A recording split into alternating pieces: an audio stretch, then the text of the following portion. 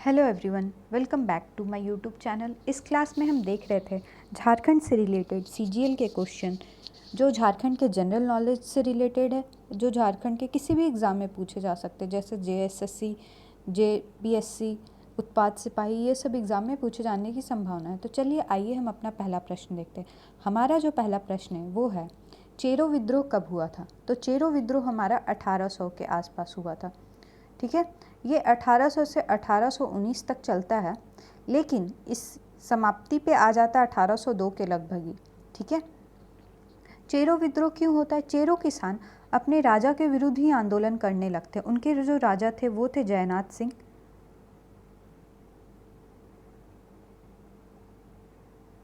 चेरो किसान जो थे ये इनसे बहुत त्रस्त हो गए थे, तो इनके विरुद्ध आंदोलन करने लगते। ये देख अंग्रेज के मन में एक भावना जगती है, उनका तो वसूल ही था, फूट डालो राज करो।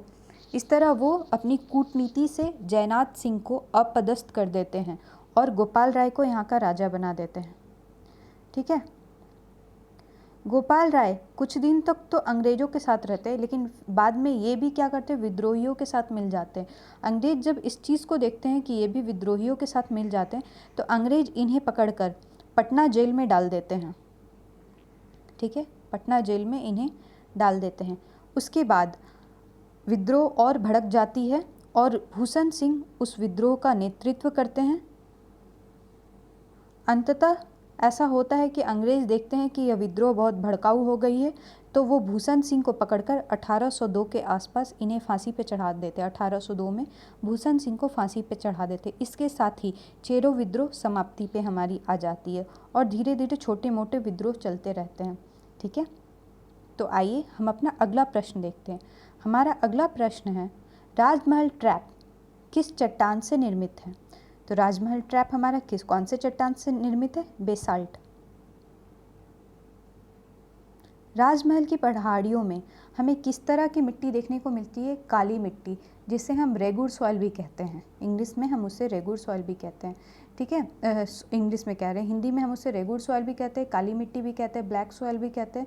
ठीक है, तो इस मिट्टी में सबसे ज़्यादा कपास की खेती होती है और चने की खेती होती है। ठीक है, आप मुझे ये बताइए कि झारखंड की सबसे ऊंची चोटी कौन सी है? झारखंड की सबसे ऊंची चोटी कौन सी है? समेत शिखर।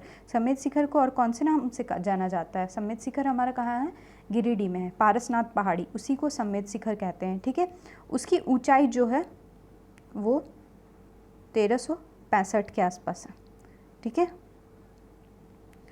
पठार, पठार जो हमारा होता है, पठार, पठार की ऊंची भूमि को हम क्या कहते हैं और निचली भूमि को हम क्या कहते हैं? पठार की ऊंची भूमि को हम कहते हैं टाड़।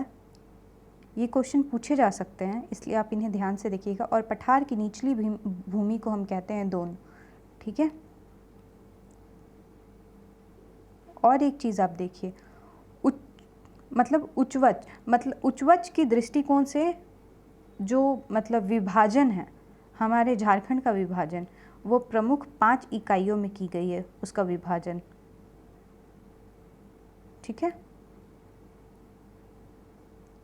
विभाजित किया गया 5 पार्ट में। किसके बेसिस पे? ऊंचाई के बेसिस पे। ठीक है, तो इसमें जो हमारे 5 भाग हैं वो कौन कौन से हैं? आप देखिए इन्हें, 5 भाग जो हमारे हैं वो कौन कौन से हैं? पाट क्षेत्र, पाट प्रदेश। ठीक है, हम देखेंगे इसकी जो ऊंचाई है ये 2500 से कितनी है? 2600 के आसपास है। ठीक है, नेतरहाट हमारा इसी में आता है, नेतरहाट हमारा पाट क्षेत्र में आता है, याद रखिएगा। नेतरहाट की ऊंचाई कितनी है? 3514 फीट या फिर 1070 मीटर। ठीक है, 1070 मीटर या फिर 3514 फीट। दूसरा हमारा आ जाता है, ये तो हमारा पहला नंबर है। दूसरा जो हमारा आ जाता है वो हमारा आ जाता है रांची या फिर हजारीबाग का पठार। रांची या फिर हजारीबाग का पठार। पहला हमारा पाट क्षेत्र जिसमें हमारा नेतरहाट आ जाता है, इसकी ऊंचाई कितनी है 2500 से 2600। फिर रांची का पठार, रांची और हजारीबाग दोनों मिला के इसकी ऊंचाई जो है वो 2000 फीट के आसपास रहती है।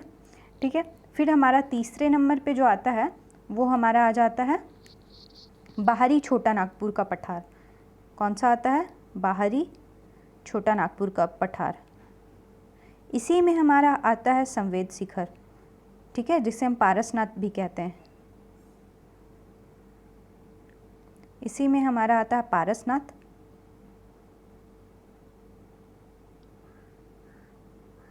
इसकी ऊंचाई कितनी है? 80 फीट 1365 मीटर। ठीक है, ये तीसरा था हमारा। पहला था कौन सा? पाट क्षेत्र जिसमें नेतरहाट आता है, दूसरा रांची हजारीबाग का पठार, तीसरा बाहरी छोटा नागपुर। तो क्वेश्चन पूछे जा सकते हैं, प्रश्न ये हो सकता है कि पारसनाथ कौन से टाइप में आता है? तो ये बाहरी छोटा नागपुर पठार के अंदर आता है। ठीक है, चौथा हमारा जो है वो राजमहल का पहाड़, राजमहल की पहाड़ियाँ, राजमहल की पहाड़ियाँ। ठीक है,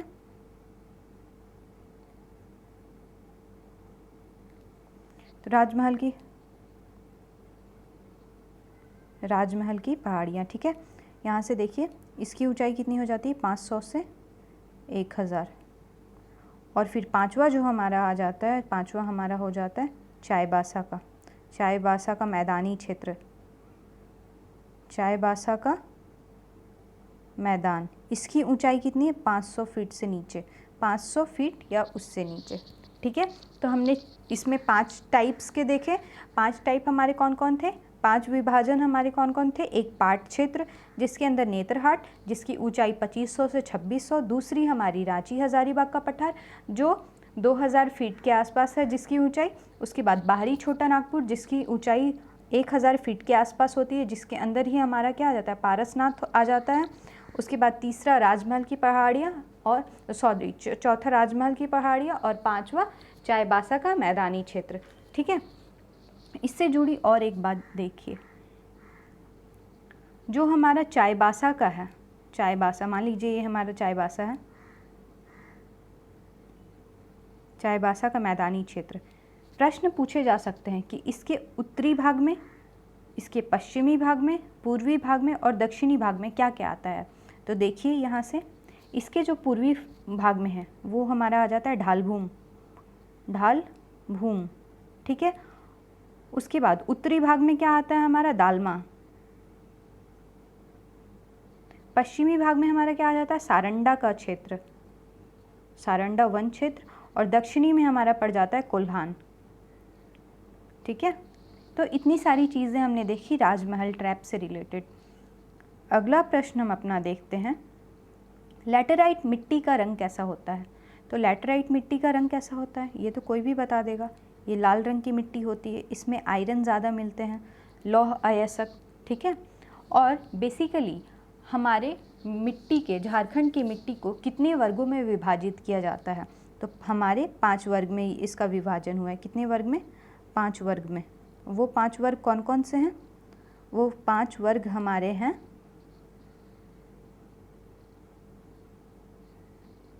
पहला हमारा क्या हो जाता है? लाल मिट्टी, लाल मिट्टी। दूसरा हमारा हो जाता है अभ्रकीय। ठीक है, अभ्रकीय।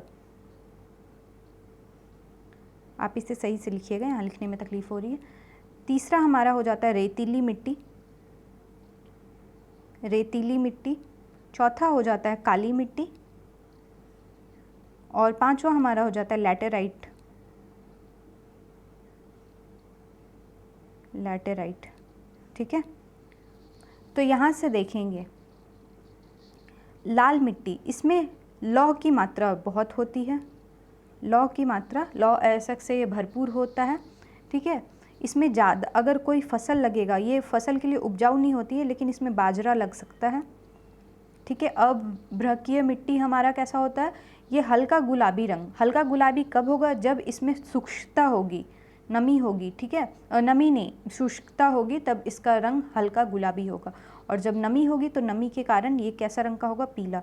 तो मैं यहाँ लिख दे रही हूँ, या तो ये हल्का गुलाबी होगा, कब होगा हल्का गुलाबी, जब इसमें शुष्कता होगी, और या तो फिर ये होगा पीला जब इसमें नमी होगी। तीसरा हमारा हो जाता है रेतीली मिट्टी। ये हमें कहाँ मिलती है, दामोदर घाटी क्षेत्र में। दामोदर घाटी क्षेत्र में ये बलुआही मिट्टी होती है। ये उपजाऊ के लिए अच्छी उतनी नहीं होती, इसमें मोटे मोटे अनाज वगैरह पनप सकते हैं, ठीक है। फिर चौथी हमारी हो जाती है काली मिट्टी। ये हमारी बेसाल्टिक होती है, इसमें सिलिकॉन की मात्रा ज़्यादा होती है, सिलिकॉन पदार्थ से ये युक्त होता है, और ये हमें कहाँ मिलती है, राजमहल क्षेत्र में, राजमहल की पहाड़ियों में, ठीक है। यहाँ ज़्यादा से ज़्यादा क्या हो सकता है, चना, धान और कपास। ब्लैक सॉइल हम जानते हैं कॉटन के लिए बहुत अच्छी होती है। फिर हमारी पांचवी जो हो जाती है वो लैटेराइट मिट्टी। इसका रंग कैसा होता है, गहरा लाल रंग होता है। इसमें चना हम उपजाऊ चना का उपज यहाँ कर सकते हैं। यहाँ पे फॉस्फोरस, पोटैश ये सब ज़्यादा मिलती है, और ये लाल रंग की है, मतलब यहाँ पे लौह ऐसा तो होंगे ही, ठीक है। तो ये मिट्टी से रिलेटेड हमने इतनी सारी चीज़ें देखी। अगला प्रश्न हम अपना देखते हैं,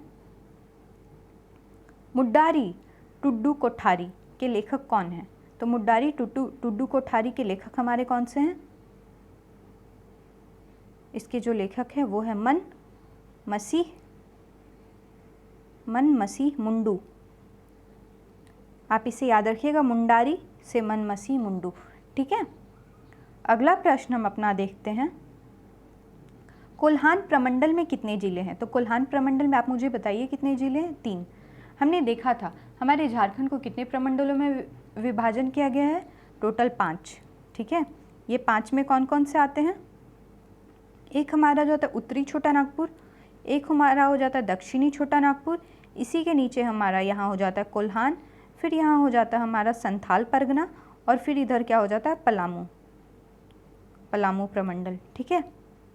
इसमें क्या क्या होते हैं, उत्तरी छोटा नागपुर प्रमंडल में हमारे 7 जिले आते हैं। दक्षिणी छोटा नागपुर प्रमंडल में हमारे कितने जिले आते हैं, दक्षिणी छोटा नागपुर प्रमंडल में हमारे 6 जिले आते हैं, ठीक है। और संथाल परगना में हमारे आते हैं 6 जिले, कोल्हान में हमारे आते हैं 3 जिले, और पलामू में भी हमारे आते हैं 3 जिले, ठीक है। दक्षिणी छोटा नागपुर में 6 नहीं 5 हो गए, यहाँ पे 5 होगा, तभी ना 7 3 10 और 3 13 और 6 19 और 5 24 जिले, ठीक है। मैंने इसकी ट्रिक आपको प्रीवियस वाले वीडियो में बताई है, तो आप इसे याद करने की ट्रिक पिछले वीडियो में जाके देखें, वहाँ से आप बिल्कुल इसे याद कर सकते हैं आसानी से। तो ये था हमारा झारखंड से रिलेटेड आज का क्वेश्चन। अगले वीडियो में हम देखेंगे और झारखंड से रिलेटेड और भी कुछ जनरल नॉलेज। आज के लिए बस इतना ही, धन्यवाद। अगर आपको मेरी वीडियोज़ अच्छी लगती है तो इन्हें लाइक करें और मेरे चैनल को सब्सक्राइब करना ना भूलें।